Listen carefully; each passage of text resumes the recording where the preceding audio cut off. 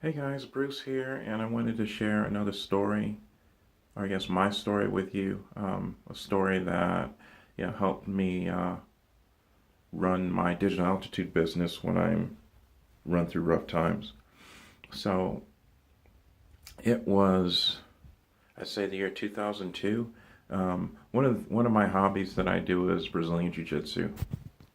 And so I started in I'd say the fall of 1999, and I think at around the year 2002, I was a blue belt. So I went to the Pan Ams to compete, and I fought against a blue belt, and I think I lost like maybe, I think the score was like 10-6. But I remember after the match, I had told one of my teammates that I was going to go to Brazil and train because I wanted to bring my game to the next level.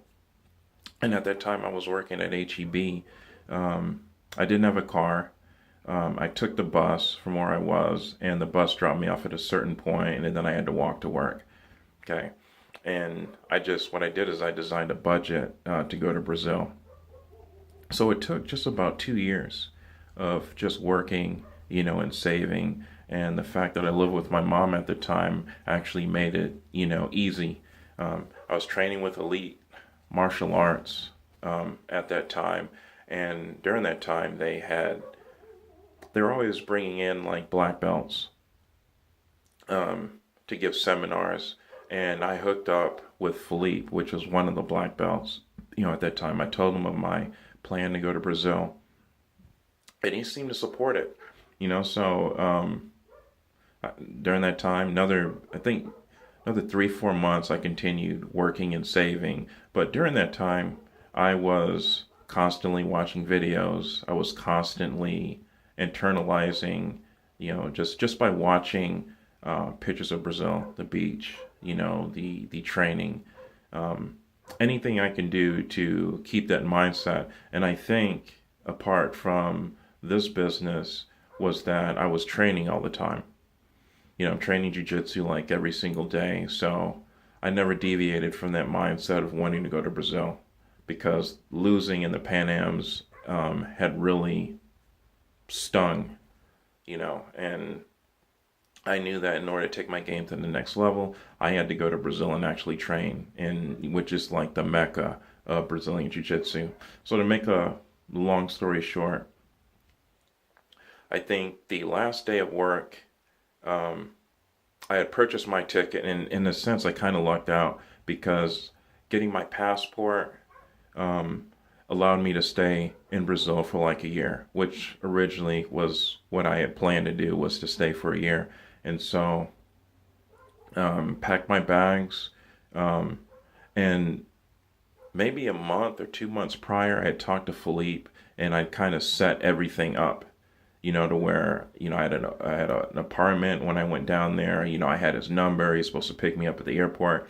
But if you watch my previous video, the TED Talk by Bill Erkstrom, where he talked about um, the four rings of like success and having order. I could say this in a sense is like having order, making sure everything is set up, because again, it leads to a predictable income. I went down there with the mindset that everything was going to be set up once I got down there. So I'm on the plane, I get there, I land in Brazil, and I get to the airport and don't speak any Portuguese. At the same time, I'm excited because I'm of all the work that it took to actually get there.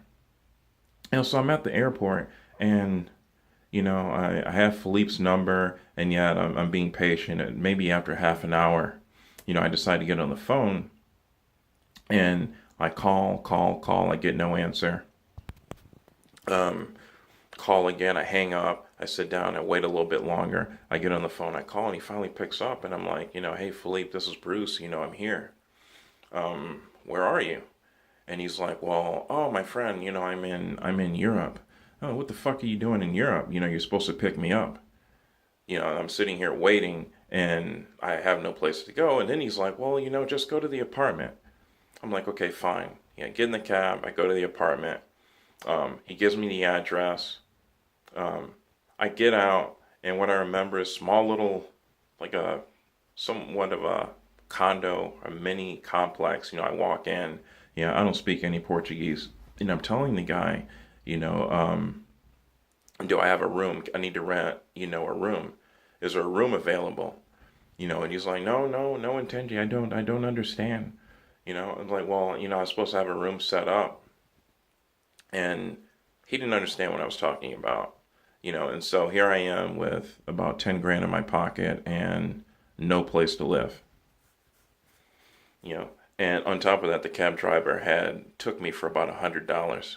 I was quite ignorant of the exchange rate. I was sure it was 4 to 1, but after I did the math, yeah, it was about $100. So I mean, I felt pretty stupid after that. But the cab driver was like, well, I take you, to the hotel, and I go to the hotel, I walk in, and I tell the lady, hey, I need a room for tonight, you know. And she was like, yeah, you can, they give me a room, I take my bags upstairs, I leave my bag on the bed. I didn't even bother to unpack because I'm sitting here racking my brain trying to decide on what exactly am I going to do.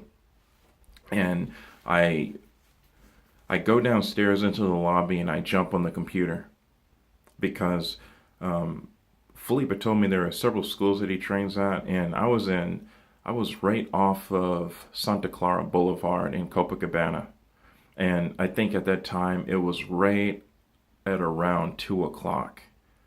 So what happened was, uh, again, I had to translate everything into English because I didn't speak any Portuguese. It also knew that I had to learn, very quickly. So the first thing I do is I take a notepad, I go outside, very nice outside. I start walking, and with a notebook, I start writing down all the streets. Okay, and the thing with Copa, there are beaches like on both sides. So I mean, I'm walking, and the thing is, everyone pretty much knew that I was a foreigner, um, because believe it or not, I kind of stand out as I'm walking along the beach. I'm writing down the streets. I'm looking for certain banks.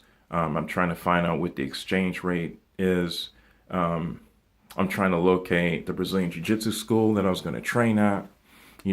And actually I had to walk, I think it's about 12 blocks. I walked 12 blocks from the hotel to where the school was, and the thing was the school was closed. And so I asked the guy there, can I have Comprito's number? I called Comprito, and he's like, oh, well, my friend, don't worry. We'll open tomorrow. Just go to Club Help. You guys don't want to know what Club Help is. Trust me. So after that, I go back to the hotel. It's getting late.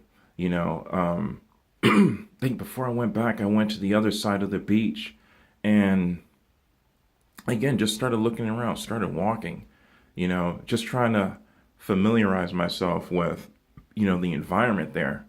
But there wasn't one time that I was actually, I guess in a sense, there was no angst, there was no malaise. Um, I was just happy to be there.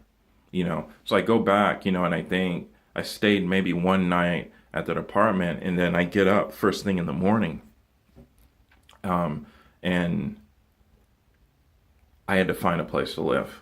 I mean, that was like probably my biggest priority because I simply could not stay like in a hotel. I need to find an apartment. And lo and behold, I had actually asked to call a cab, because I wanted to kind of expand out because I had walked Copa, and on the other side I had walked, actually both sides of Copa, and I kind of veered off into Leblon a little bit, but I wanted to see like the entire city. So the cab driver stopped by, picked me up, and he's asking me, where are you from? I'm like, well, I'm here, I'm from America.